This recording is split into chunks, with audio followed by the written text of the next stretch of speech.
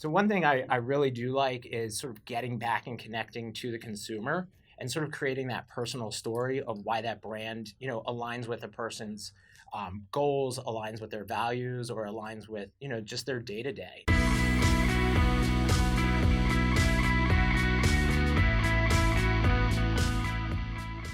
Welcome to Velocitize Talks. I'm Andy North, and I'm joined today by Chad Birenbaum, Creative Director and Co-founder of Duckpin. Chad, thank you for being here. Thank you for having me. So tell us a little bit about Duckpin and some of the things you've got going on and what you're excited about. When Duckpin started back in 2013, we were a traditional design agency. We focused more on branding. We focused on logo design. We focused on packaging design. Now, 2020, a few years later, we have a marketing department, we have a creative department, and we have a dedicated web team. And we focus on consumer experience. And what we want to do is connect brands to their customers and their consumers. So really a full service agency with a lot of obviously creative talent, creative design involved. Full service. We have yet to land on what that term is. We've kicked around integrated, one-stop shop, full service. But we do have three entities under one roof, which is great. So yeah, we're able to sort of take a brand, build it, and nurture it all the way through. That's exciting. Your background is in creative and design. Correct. What are some of the creative design trends that you're excited about or perhaps on the horizon? So one thing I really do like is sort of getting back and connecting to the consumer and sort of creating that personal story of why that brand, aligns with a person's goals, aligns with their values, or aligns with, just their day to day. And I think you have a lot of brands now sort of going back to that beginning and saying what makes us unique, what's our unique selling point, and how do we tell that in the story and connect. You have clients that really span the spectrum from the large end with Under Armour to some of smaller startups. What are some of the opportunities and challenges in working with brands that span that gamut? Sure. So working with Under Armour is great. We've probably been working with them about 5 years now. Obviously, they have, every resource they want. They have a huge team. One of the great things about working with them is obviously they are on the forefront of design. They're on the forefront of trends. So we're seeing things a year out and sort of absorbing some information and things that we're seeing, colors, styles, things like that, and incorporating that into my own design. You've got a really interesting background. You've been a model. You've had your own shoe and lifestyle company. Talk a little bit about some of the things that you've learned as a professional that you bring to Duckpin and your clients. So one thing I learned back in starting my own footwear brand back in 2006, my brother and I started a company on a shoestring budget, no pun intended there. But what we did was we named the company. It was called 100 Styles of Running, created the brand, and then really injected ourselves, I should say, into the brand. It was my brother and I's story. It was what did we want to see from a product? How are we going to do this? And then how do we find other people that really connect to the product and want to buy the product? And those lessons carry over well with some of your current clients. They 100%. I would say the one thing I really learned about it was, taking our personal experience and taking our personal story and then finding the people that, want to buy that product or align with that lifestyle and really be able to create something that people want. You've been working in marketing and personalization branding for quite some time now. What are some of the trends that you've seen that you're interested in as far as personalization and branding, where those might be going? So I'm a really avid mountain biker, love biking, love the biking industry. And one of the great brands out there is Trek. And Trek actually offers something really cool. You can go online and you can actually design your own bike. So you take one of their base models, you color it. If you want a hot pink and neon green bike, you can have it. I mean, it'll cost you $10,000, but if you're the budget, you can do whatever you want. And I think the really cool thing there is sort of buying into a brand that's, quality product. It's buying into a lifestyle. It's sort of identifying yourself with a tribe and saying, I'm a mountain biker. And then it's saying, I don't want the bike that everybody else has. I got to make mine a little different. I got to stand out. So it's really aligning that product into your own personal brand now. So it's taking a big brand, personalizing it, and then making it your own. And that's sort of who you identify with. That's great. There's a great blog on your site titled What It Takes to Inspire Brand Affinity in 2020. So what does it take to inspire brand affinity in 2020? So I think brand affinity, I should say, or infinity would be great, but brand affinity is really what we're trying to do is get people to connect back to their brand And so what I mean is the decision maker at the company and really digging back down inside and finding that brand voice, finding the values and saying, what do people like about us? We have a great product, but how do we align ourselves with the person's lifestyle, or how do we integrate into somebody's lifestyle? Great companies like Patagonia, they're a great brand. I mean, I can get a puffy jacket anywhere.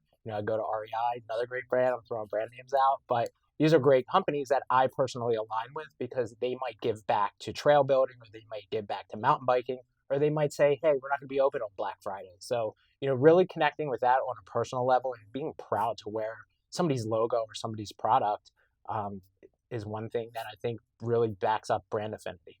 So it's one thing to identify with a brand. It's another thing to fall in love with the brand then. I would agree. I think anytime, people are dedicated and they're tattooing logos on their bodies of brands, I mean, that's dedication. That's a commitment. Yeah, definitely. Switching gears a little bit, purpose-driven marketing, kind of a buzzword now lately that we've seen a lot of the brands getting into, like Nike with Colin Kaepernick and so forth. They're sort of leading with their values. Are you seeing that with some of your clients, and do you see that trend continuing? From experience from our clients, like I said, we're trying to get clients to really drill back down into what their values are. Mm. So what is their purpose as a brand? Why are they doing this?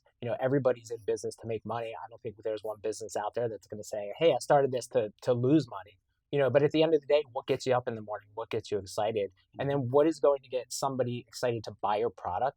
So I think if you have a platform and you can leverage that, especially if it's a value statement or even in Colin Kaepernick, a political statement, if you can find people that to get behind and that align with your company, I think by all means you should really push that.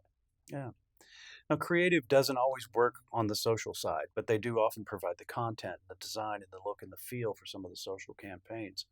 Do you think there's still a voice for social? It still has its place in a marketing campaign, or has it sort of seen its day and now it's falling back amongst the other tools? I think with social specifically, there's a lot of noise out there. And I think if you can really separate yourself and put a good campaign together, something that's honest, something that's genuine, something that feels like you wrote it, not, a hired media company, something that's honest, honestly, to cut through the noise, I think that's great. I mean, I see 10 sponsored posts in my Instagram feed. And if I can cut through and find out exactly what I'm looking for or somebody that's connecting with me, that's the one I'm going to go with. How can a brand remain relevant in an era of so much user-generated content? I think user-generated content can be great. And again, I think it's going back and just being honest, being transparent, being genuine, and putting stories together there and being able to put it out on a platform that people want to read. Are there any technologies that you're excited about that may not necessarily be here right now, but could be within 3 to 5 years? So 5 years ago, we were experimenting with AR. And we had a client come to us. They were very interested in doing an AR project. It was for University of Maryland School of Medicine. And what we did was we actually built a 3D model of one of their buildings that wasn't around yet. And you had to download an app, point your phone at a mouse pad, and it popped up a 3D model. And it was a little cumbersome at the time. You had to download this app and then explain to people how to do it. But now, since AR is becoming part of the iPhone a little more, it's part of the iOS kit, and it's now integrated into people's lifestyle. I think Pokemon Go was one of the big ones that said, this thing has legs. So I would like to do more of that. I would like to see more of that. And I think that could find its way into everybody's day-to-day. There's so much buzz about artificial intelligence, playing around all around us, and obviously in marketing as well. Do you have any thoughts about how AI could affect marketing? I don't have a ton of experience in that. We do have some clients that dabble in it, I would say. I think at the end of the day, I'm just kind of waiting for John Connor and Skynet to show up and the machines are going to take over. But I ask my Siri all the time, is she going to protect me in the robot war? And I can never get a straight answer. But honestly, I mean, AI is great. And I think at the end of the day, you still need people to really push messaging and drive those machines. So I think, humans are never going to go away. And I think we can sort of lobby the intelligence and the data we're getting and make it a better product.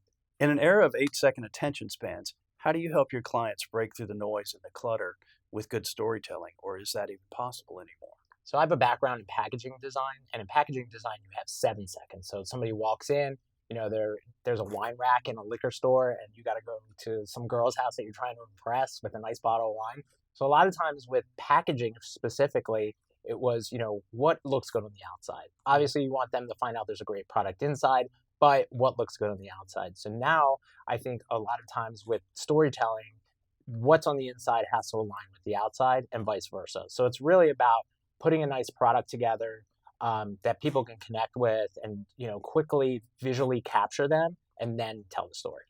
Excellent. One of the questions we like to ask our guests, is there a book, blog, or a podcast that you'd like to share with our viewers? I like a blog called Gear Patrol. It's great. It sort of has everything: fashion, design, product, tech. So it's sort of a one-stop shop. I'm a busy guy, so I got to go somewhere where I can get everything at once. My guest today has been Chad Birenbaum, Creative Director and Co-founder of Duckpin. Chad, thank you so much for being here. Thank you for having me.